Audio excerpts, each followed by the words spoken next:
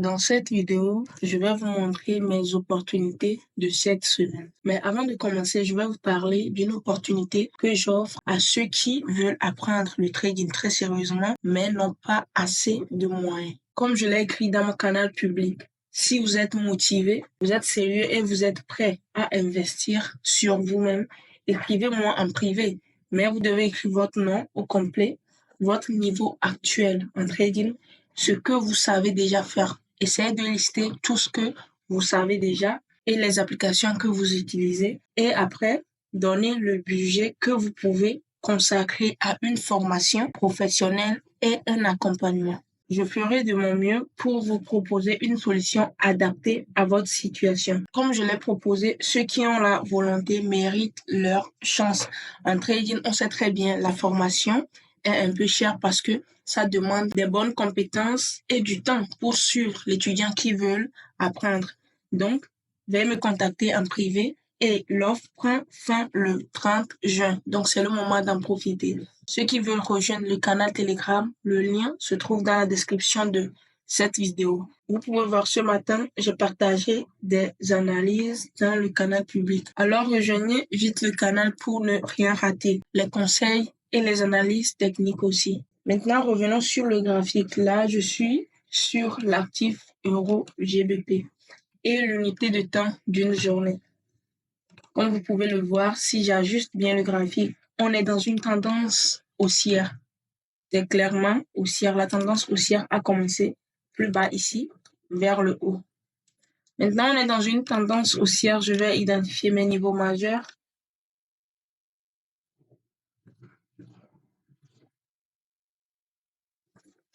Ça, c'est l'impulsion de la structure d'une journée. Là, vous pouvez voir que le prix a fait impulsion, retracement, impulsion. Actuellement, le prix est en train de faire un retracement. On ne sait pas là où. Ça va se retourner, mais la probabilité est forte que ça reprenne avec l'impulsion. Donc là, je vais aller sur l'unité de temps de 4 heures pour voir s'il y a un changement de tendance ou soit le prix est en train de se retourner sur une zone d'achat. Si on trace le retracement de FIBO, on peut voir que le prix est sur 0,50. Ce niveau peut repousser le prix vers le haut. Mais là, on va aller d'abord sur l'unité de temps de 4 heures. Là, sur l'unité de temps de 4 heures, on va identifier la structure encore. Premièrement, c'est encore une structure haussière. Là, on va mettre un daily.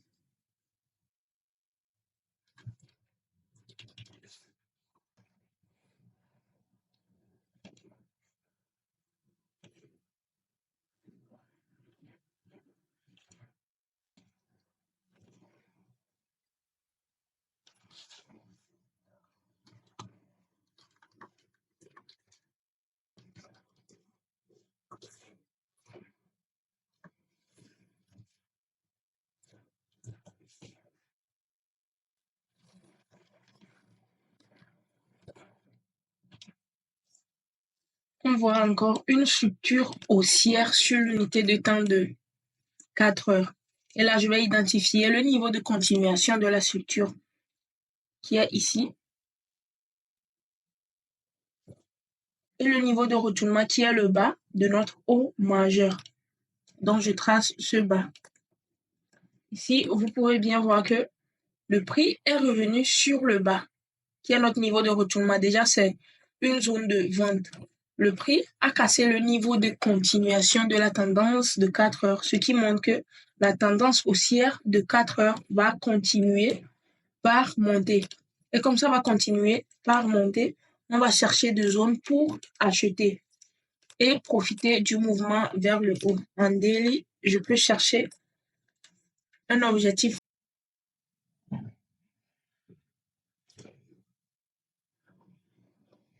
L'objectif peut être ici. Déjà, le prix, le mouvement là que le prix a fait,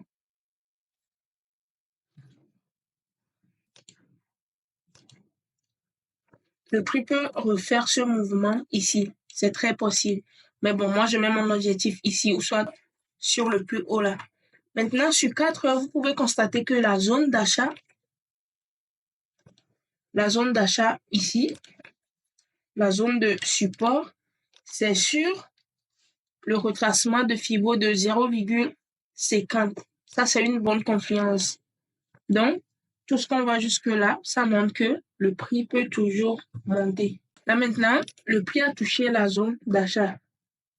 Je vais enlever le retracement de Fibonacci. Ça veut dire qu'on peut toujours acheter. Et pour acheter maintenant, déjà si le prix touche une zone, ça veut dire qu'on doit chercher des confirmations pour acheter. Et la première confirmation d'entrée ici qu'on peut trouver, c'est sur ce retracement-là, ce dernier retracement.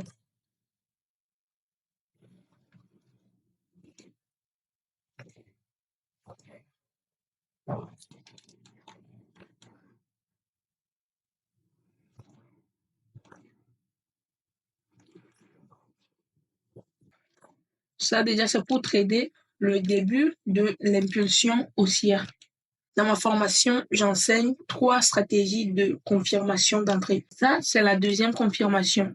Et déjà, la cassure ici, on peut faire une entrée. Déjà, on peut acheter ici, à la cassure.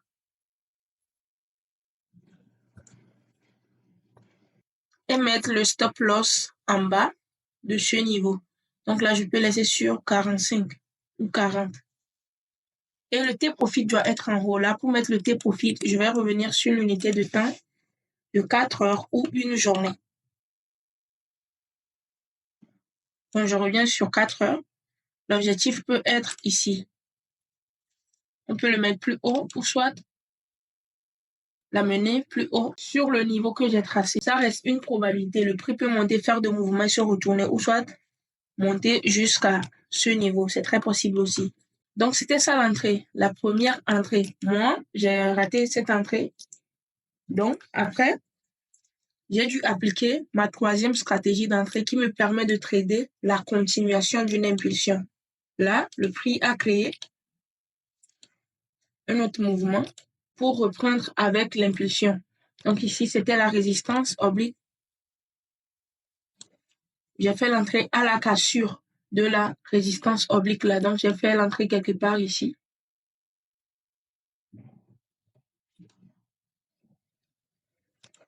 Et le stop loss en bas de cette zone-là.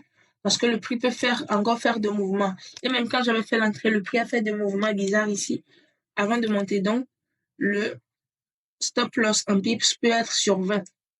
Maintenant, le T-profit, je reviens sur 4 heures pour mettre ça.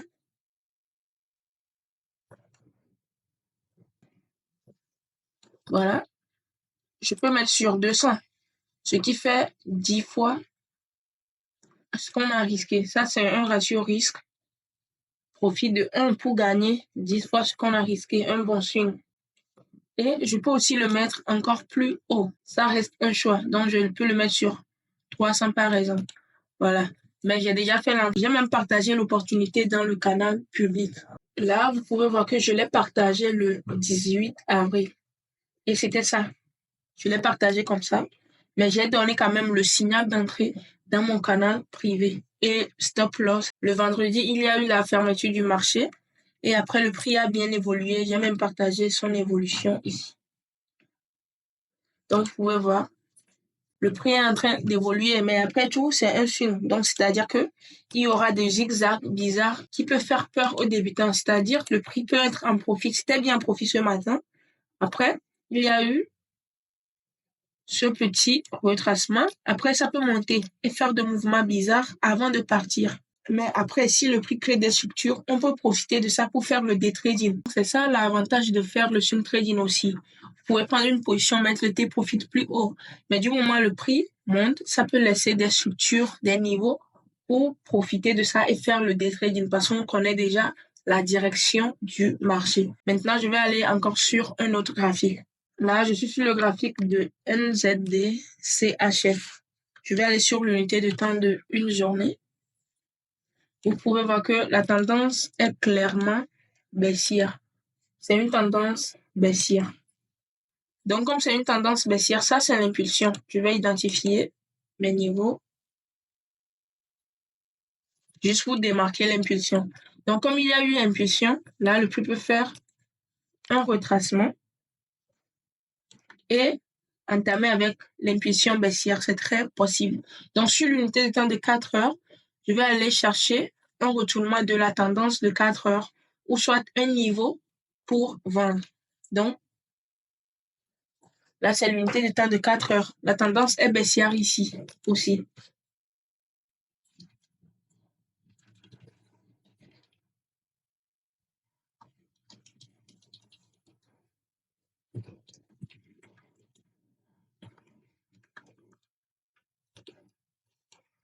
Là, sur une journée, je peux essayer de tracer le retracement de Fibonacci, voir sur quel niveau le prix est actuellement. Actuellement, le prix est sur le niveau 0,61. Ce niveau aussi peut repousser le prix vers le bas.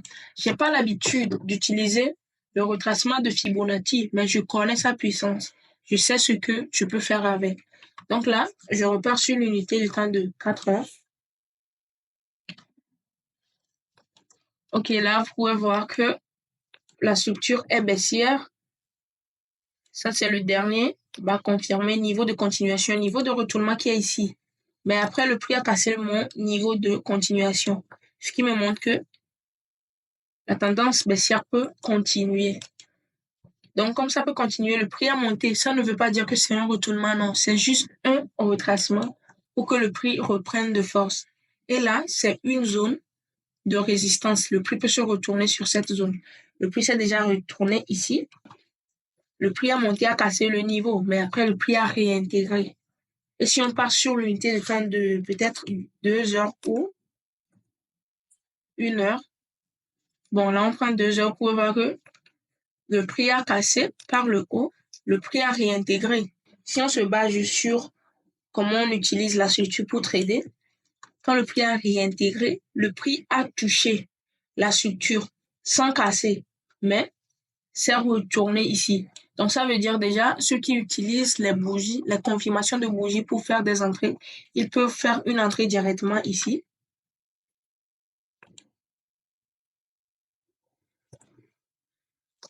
Mettre le stop loss déjà en haut de ce niveau. On le met par exemple sur 50 et le stop loss plus bas. Même moi, j'utilise les figures chartistes sur une petite unité de temps pour faire les entrées.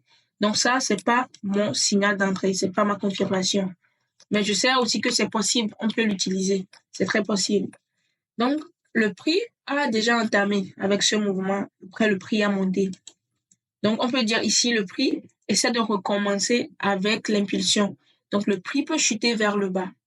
Là, je repars sur l'unité de temps de 15 minutes pour aller chercher une figure chartiste de continuation de ce mouvement pour profiter vers le bas. Mais ça ne veut pas dire que le prix ne peut pas monter. Le prix peut monter et invalider notre analyse. Voilà. Donc, je pars sur 15 minutes. Ça, c'est le mouvement baissier.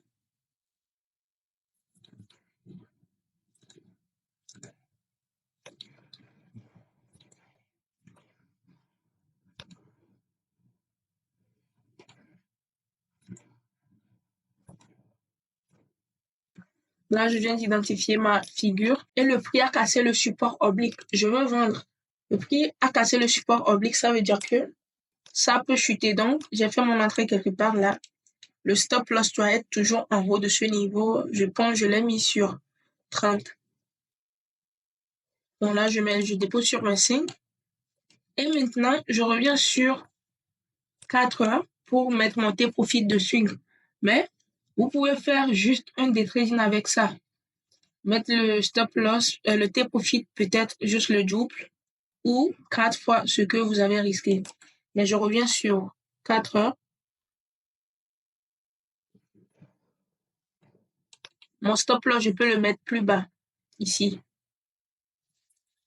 Donc voilà, à peu près comme ça, j'ai procédé à l'analyse et je l'ai même partagé dans mon canal public ce matin. Donc la probabilité est forte que le prix va chuter parce qu'on est dans une tendance baissière. Mais vous ne devez pas oublier que le prix peut monter et toucher le stop loss. C'est pour ça qu'il y a la gestion de risque. Ça, c'est la deuxième opportunité. La troisième opportunité, c'est sur l'actif GBP JPY. Là, c'est le graphique d'une journée de GBP JPY. pouvez voir que la structure est baissière. Ça, c'est une impulsion.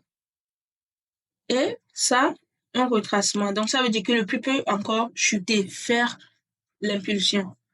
Donc, là, je pars sur l'unité de temps de 4 heures pour aller chercher un niveau, une zone, soit un retournement de la structure de 4 heures. Mais là, le prix a créé une zone ici. Ça, c'est une zone pour vendre. Déjà, ça, le niveau de continuation de la structure de 4 heures. Le prix l'a cassé. Ça, c'est le niveau de retournement au même moment dans notre zone pour vendre. Le prix l'a encore touché 2 fois. Et là, quand le prix l'a touché, ça a fait une impulsion encore. Donc, actuellement, ce mouvement peut être un retracement et le prix peut reprendre avec une impulsion vers le bas. Donc, sur ce, je suis passé juste sur l'unité de temps de 15 minutes pour chercher une figure chartiste pour vendre. J'ai fait l'entrée depuis le vendredi, je pense, oui. Ici, déjà, c'est le support oblique, sa résistance oblique, voilà. Donc, le prix a cassé le support oblique. J'ai fait mon entrée quelque part ici. Et le stop loss doit être toujours en rouge. Je pense que je l'ai mis sur 100. L'unité profit plus bas. Là, je passe juste sur l'unité de temps de 4 heures. Je mets mon T-profit ici. Ou encore plus bas. Mais je laisse ici. Et voilà. Actuellement, le prix est en profit aussi. Mais le prix a traîné un peu avant de venir en profit. Donc là, le prix peut chuter cette semaine sur GBP, JPY. Mais ça peut monter aussi. Tout est possible sur le marché. Si ça ne monte pas, ça doit chuter. Et vous devez connaître probablement les scénarios possibles. Et c'est en fonction de ça, vous allez réagir sur le marché. Si vous voulez apprendre comment analyser de cette manière ou soit comprendre le fonctionnement du marché, contactez-moi en privé. Merci d'avoir suivi cette vidéo jusqu'à la fin.